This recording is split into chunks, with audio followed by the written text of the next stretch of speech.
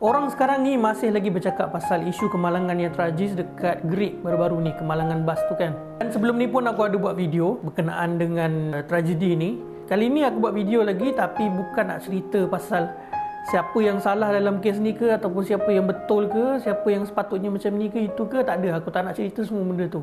Yang aku nak cerita sekarang ni pasal orang Perak ni kan, sebab tragedi ni dia berlaku di Greek, Perak. Aku nak cerita pasal komuniti Perak ni lah. Benda ni memang menarik dekat mata aku lah, dan aku rasa aku perlu sampaikan benda ni dekat korang juga. Kalau korang perasan lah, daripada raja dia, daripada menteri besar dia, sampailah ke rakyat dia, semuanya bersolidariti tanpa mengira kaum dan bangsa. Kita boleh nampak Sultan Nazrin yang sendiri turun menyantuni keluarga-keluarga mangsa ni. Dan juga tuanku ni sendiri peluk keluarga-keluarga mangsa ni untuk tenangkan mereka. Ialah, tragedi yang menimpa keluarga-keluarga mangsa ni bukanlah satu perkara yang kecil. Ini adalah ujian yang besar untuk diorang.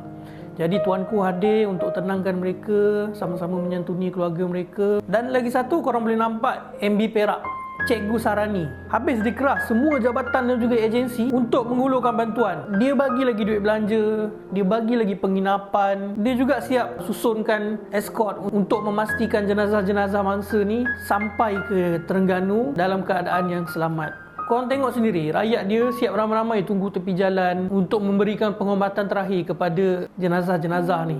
Aku bila tengok rakyat Perak macam ni, aku sangat-sangat tersentuh. Dan baru-baru ni ada juga Hospital Ipoh yang memerlukan bantuan orang ramai untuk siapa yang rela untuk menermakan darah.